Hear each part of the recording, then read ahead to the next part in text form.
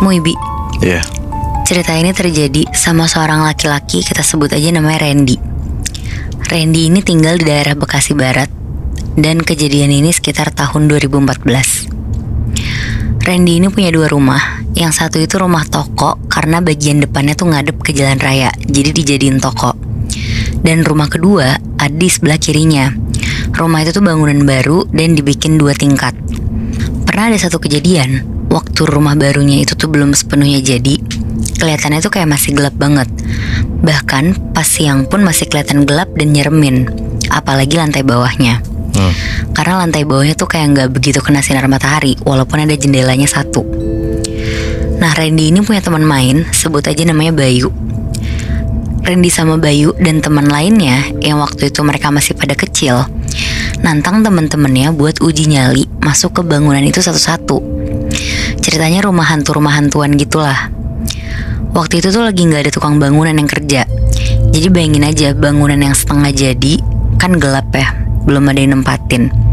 Sebenarnya ukurannya juga nggak terlalu gede, tapi nggak tahu kenapa suasananya tuh kayak nyeremin gitu. Jadilah temennya masukin rumah Randy. Gak satu persatu juga sih, tapi ganti-gantian, kadang kayak 2 orang. Dan pas mereka selesai, biasalah pada heboh sendiri gitu. Terus ada 1 orang bilang ke Randy, "Lo pasang pocong-pocongan ya di dalam?" Di situ Randy diem, kayak bingung gitu. Nah, temennya si Randy yang Bayu, dia kan juga ngerencanain uji nyali ini bareng. Dia tuh juga bingung, karena mereka tuh beneran cuma nyuruh masuk doang, bukan niat beneran nakutin bikin setan-setanan di dalam. Dan gak ada juga tuh di dalam rumah itu bagian-bagian bangunan yang nyerupain bentuk pocong. Tapi Randy sama Bayu di situ ngeiyain aja lah biar mereka nggak pada takut. Padahal mereka berdua juga lumayan heran. Terus kejadian lanjutannya terjadi jauh setelah rumah baru itu jadi, yang akhirnya Randy keluarga ninggalin sebagai rumah utama mereka buat istirahat. Sedangkan rumah di sebelahnya, yang rumah lamanya ini, lebih kayak rumah buat aktivitas gitu. Kayak di sana ada garasi, dapur, toko, sama gudang-gudang. Pernah kejadian waktu itu tuh habis maghrib, Randy lagi sendiri di warnet. Jadi di dekat rumahnya Randy itu ada warnetnya. Nah, ruangan warnetnya itu tuh bukan ruko, tapi kayak kontrakan. Jadi di pintu tuh ada jendela gitu. Nah, pas Randy mau pulang ke rumah, posisi Randy tuh masih di dalam dan pintunya tuh lagi ketutup. Pas Randy mau buka pintu warnet, Randy tuh gak sengaja nengok ke jendela. Dan tiba-tiba banget dia ngeliat ada kepala pocong lagi nongol di jendela dan mukanya tuh kayak abis kebakar gitu. Anjir. Di situ Randy langsung lari tuh ke meja operator warnet. Dan beberapa menit kemudian pas dicek lagi sama si Randy, di saat itu tuh udah gak ada tuh si pocongnya. Akhirnya Randy langsung kabur lah tuh ke rumahnya. Terus ada lagi nih Moibi, satu waktu pas area rumah Randy tuh mati lampu. Biasanya keluarganya dia tuh kalau mati lampu kayak nyari keramaian lah biar gak bosen. Kayak ngumpul di toko rumah lama mereka yang emang lebih ramai pembeli. Randy sama orang tuanya tuh jadi ngumpul di toko rumah lama ini. Tapi karena Randy bosen, dia pengen istirahat ke kamarnya. Tapi karena Randy bosen, dia akhirnya mau istirahat ke kamarnya aja. Makanya si Randy ini minta temenin bapaknya buat ke rumah baru, yaitu tempat mereka istirahat kan. Randy ke rumah baru pakai lampu emergensi kecil. Nah, tangga ke atas kan posisinya tuh di pojok, dan bentuknya tuh muter kotak ngikutin bangunan gitu. Jadi tangganya tuh ada 2 kali mentok tembok, terus belok kiri, terus mentok dinding yang pertama tuh masih kelihatan sama orang yang di lantai bawah. Nah, yang mentok dinding keduanya itu udah kehalang bangunan tembok lantai 2, jadi gak kelihatan sama orang yang ada di bawah. Waktu di lantai bawah, bapaknya Randy tuh masih meriksa-meriksa pintu toko, udah dikunci atau belum. Randy gak sabar nih minta ditemenin ke atas, tapi kata bapaknya naik aja lah udah duluan. Akhirnya Randy nyoba tuh buat naik sendiri. Dia berani-beraniin karena dia mikir toh bapaknya juga ada di bangunan yang sama. Jadi kalau ada apa-apa teriak juga langsung nyamper nih bapaknya. Jadi Randy naik tangga lah pelan-pelan pakai lampu emergensinya dia. Nah, kejadian ini tuh pas di bagian tangga yang mentok dinding kedua. Jadi ketutupan tembok antara Randy sama bapaknya di bawah. Randy kan bawa lampu emergensi di depan. Nah, di tembok depan dia tuh ngeliat kok kayak ada bayangan cewek, rambut panjang berantakan gitu, terus pakai daster panjang. Randy di situ mulai takut tuh, tapi dia masih mikir buat kayak mikir logis lah. Tapi karena dia ketakutan sendiri, akhirnya Randy langsung lari nih ke bawah nyamperin bapaknya. Randy di situ bilang tuh sama bapaknya ada bayangan aneh di tangga. Tapi biasalah, namanya juga orang tua. Bapaknya nih ngeremehin penjelasannya si Randy. Terus bapaknya tuh ngomong, bayangan kamu itu udah, gak usah takut. Akhirnya Randy minta baliklah ke toko rumah lama karena di situ lebih banyak orang. Udah tuh terus. Pernah juga nih ada kejadian yang sampai sekarang gak bisa dilupain sama si Randy. Waktu itu hari Sabtu pagi, Randy ketemu sama ibu-ibu jualan keripik pisang. Yang kebetulan rumahnya Randy sama ibu-ibu ini tuh gak terlalu jauh. Sekitar jam 5 sore, Randy udah pulang sekolah. Terus normal kayak biasa, cuma posisinya tuh hujan sama lampunya tuh mati. Jadi mati listrik gitu. Tiba-tiba depan rumah Randy, tetangga-tetangga tuh pada lari ke arah rumah si ibu penjual keripik ini. Randy nanyalah ke tetangganya, "Bu, ada apaan sih rame-rame?" Terus si tetangga ini tuh jawab, "Itu mas, si Mbak A bunuh diri, nyemplungin diri ke sumur." Nah Randy lari lah buat ngeliat si ibu ini beneran bunuh diri atau enggak. Tapi ternyata benar, si ibu ini tuh bunuh diri. Udah deh selesai tuh, jenazahnya dibawa ke rumah sakit buat otopsi. Dan pas hari Senin, pas Randy pulang sekolah, tumben banget tuh jalanan depan rumahnya tuh sepi banget. Tapi mungkin dia mikir karena emang posisi hujan, terus maghrib jadi sepi. Nah Randy tuh ngedengar tetangganya cerita kalau si ibu-ibu yang bunuh diri itu bunuh diri di hari Jumat malam. Nah di situ dia kaget, soalnya si Randy ini kan baru ketemu ibu-ibu itu Sabtu pagi kan. Dan dia bunuh dirinya katanya Jumat malam. Langsung lah si Randy tuh cerita kalau dia tuh ketemu si ibu-ibu ini tuh Sabtu pagi. Dia sambil bawa dagangannya gitu. Terus tetangganya Randy tuh bilang, "Oh paling itu mah jin korennya dia." Dan setelah denger itu, si Randy pulang tuh. Randy mandi sambil dengerin lagu. Dan kamar mandinya Randy nih posisinya lampunya tuh udah rada redup, jadi kuning dan gak terlalu terang. Pas Randy mau cuci muka, belum sabunan belum apa, Randy tuh lihat di cermin kamar mandi kayak ada orang lagi berdiri. Randy nengoklah ke belakangnya. Randy ngeliatin dari atas sampai bawah, dan ternyata bener Muibi, bentuknya tuh cewek, rambutnya tuh sampai lantai, terus gak kelihatan mukanya. Cuma kedengeran tuh ada suara kayak orang sesak nafas gitu. Akhirnya si Randy bener-bener langsung lari keluar kamar mandi. Dia cuma pakai celana dalam doang. Dia langsung ke rumah saudaranya tuh yang emang tetangga sama dia. Terus dia ceritalah ke saudaranya kalau dia tuh digangguin sama kuntilanak pas mau mandi. Nah ternyata Muibi, si saudaranya Randy ini siangnya udah digangguin duluan pas dia masuk ke rumahnya Randy. Nah karena orang tuanya si Randy semuanya pulang malam, terus kan kosong tuh rumah. Pas dia cerita, dia tuh digangguin juga. Dan ternyata ibunya Randy tuh udah duluan digangguin jam 3 pagi pas dia lagi masak. Jadi kayak digedor-gedor gitu pintu belakang dekat kebun. Dan si ibunya ini tuh ngedengar ada suara, "Bu, beli keripiknya bu, masih banyak nih." Nah terus ibunya Randy tuh langsung lari ke kamar bangunin bapaknya.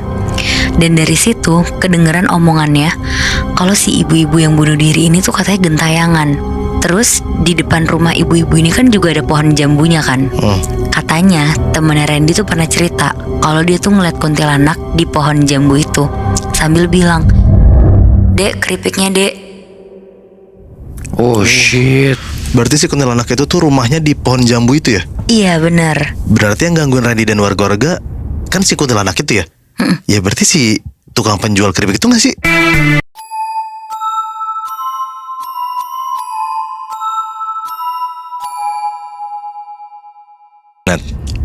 Cerita ini nih adalah cerita lanjutan yang pernah gue ceritain waktu pas kita ngebahas hantu Jabodetabek. Oke. Gue pernah cerita tentang keluarga yang diteror di satu kontrakan di daerah Bintara. Nah ini lanjutan ceritanya nih. Ada satu momen waktu pas Indra itu tuh lagi libur kerja dan istrinya si Rata lagi kerja. Ada dua temen Indra itu main ke rumah Indra, ke kontrakan ini. Nah mereka tuh lagi asik-asik lah, gitaran, nyanyi-nyanyi segala macem.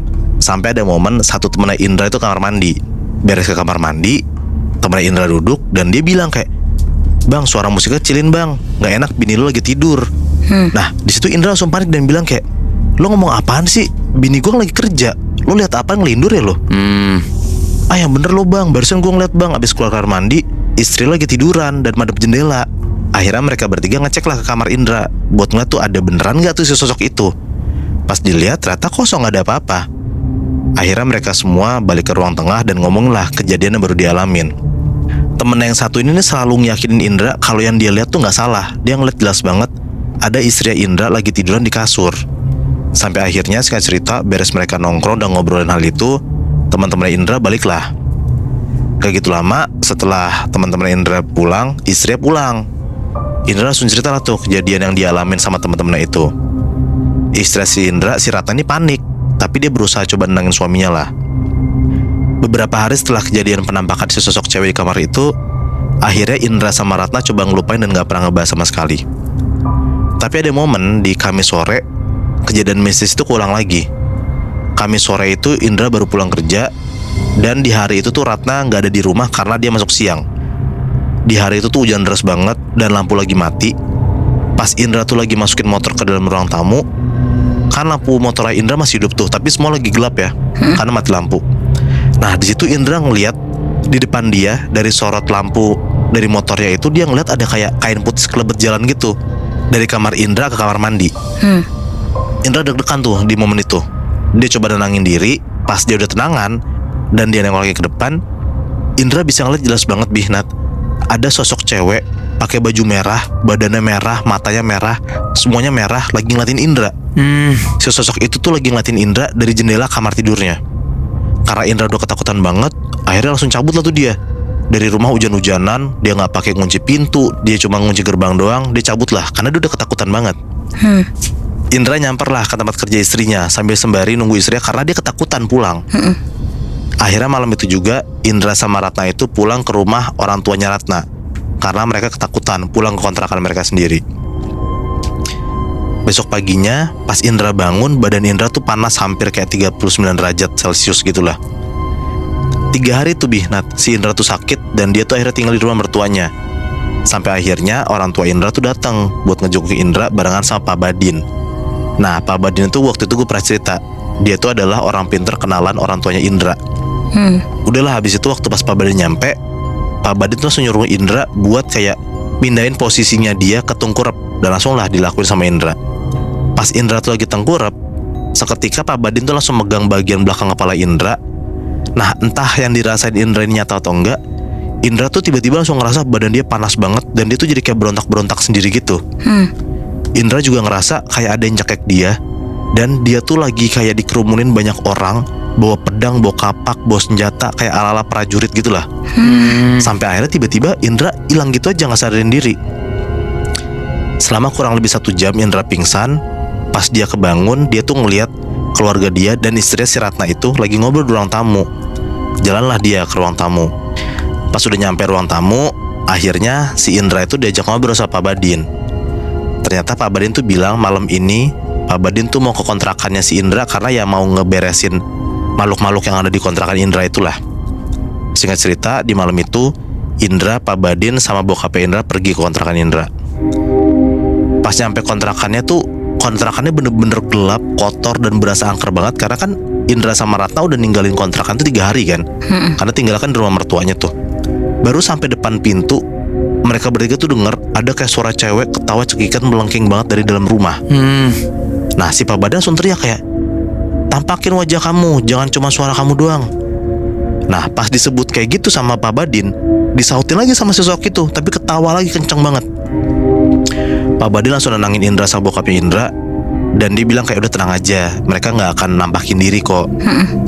Kemudian Pak Badin tuh langsung kayak komunikasi gitu Binat, kayak interaksi sama sesuatu yang gak bisa dilihat sama Indra dan bokapnya. Tapi intinya Pak Badin tuh kayak ngelakuin interaksi itu tuh di depan pohon jambu, kayak ngangguk-ngangguk, kayak lagi ngobrol sendiri gitulah. Setelah komunikasi sama sosok yang gak tahu apa di pohon jambu itu, akhirnya mereka bertiga masuk ke dalam kontrakannya. Pak Badin nyuruh Indra sama bokapnya ngikut Pak Badin buat masuk ke ruang kamar. Di ruangan kamar tuh bener-bener gelap banget, suhunya dingin, dan Pak Badin tuh menuju ke arah kayak pojok kamar. Terus dia kayak interaksi lagi sama makhluk halus yang gak tahu apa. Indra sama bokapnya juga gak bisa ngeliat, jadi mereka diem aja tuh. Nah pas lagi Pak Badin interaksi, Indra tuh ngerasa pundak belakangnya dia tuh bener-bener berat banget, dan Indra tuh mual banget pengen muntah. Gak lama dari situ akhirnya Pak Badin manggil Indra sama bokapnya buat duduk bersila gitu di belakang dia. Pak Badin bisikin sesuatu ke bokapnya Indra yang Indra gak bisa denger apa. Dan lanjut nih, Pak Badin bilang juga ke Indra buat baca ayat-ayat aja, jangan takut dan merem aja terus. Dan dilakuin lah sama Indra. Pas Indra lagi ngebaca doa dan merem, dia tuh denger kayak ada suara cewek cekikan kenceng banget. Dan suara tuh makin deket dan kayak berasa diketawain di depan muka gitu lebih. Tiba-tiba Indra pun juga nyium kayak ada bau kentang gitu. Lama-lama tiba-tiba suara ketawa itu hilang, bau kentangnya hilang. Dan akhirnya Pak Badin tuh nyuruh mereka berdua berdiri, kayak ditepuk gitu pundaknya. Lanjut lagi lah mereka jalan. Sekarang mereka jalan ke arah kamar mandi. Pak Badin tuh juga sambil kayak ngelakuin interaksi biasa gitulah, sambil ngomong kayak, iya makasih, nanti saya akan kasih tau orangnya, tapi kasih mereka persiapan ya. Nah di situ si Indra sama bokapnya Indra cuman diem aja karena kayak ya mereka nggak tahu kan Pak Badin komunikasi sama siapa. Beres komunikasi sama sosok yang ada di kamar mandi itu, terakhir Pak Badin sama Indra dan bokapnya menuju tembok yang sebelahan banget sama sebuah gudang material toko gitu. Komunikasi lah lagi di sana, nggak gitu lama, akhirnya beres komunikasinya. Pokoknya di malam itu tuh 4 titik bagian sudut rumah tuh didatengin sama Pak Badin. Dari pohon jambu depan rumah, kamar tidur, kamar mandi, sampai tembok yang bersebelahan sama gudang. Akhirnya beres komunikasi itu tuh mereka bertiga keluar lah dari rumah. Nah pas banget mereka mau keluar rumah, tiba-tiba mereka ngerasa kayak ada goncangan kenceng banget dan diteriakin kenceng banget sama sosok yang gak tahu apa. Kasarannya kayak makhluk-makhluk halus ini tuh gak mau mereka semua keluar karena mereka tuh udah ganggu makhluk-makhluk halus itu. Tapi untungnya mereka bisa keluar tuh dari kontrakan itu. Langsung lah tuh mereka bertiga buru-buru pulang lagi ke rumah mertua Indra. Paginya si Indra, Pak Badin sama bokapnya Indra itu ngobrol bertiga. Dan Pak Badin tuh nyeritain lah semua kejadian semalam.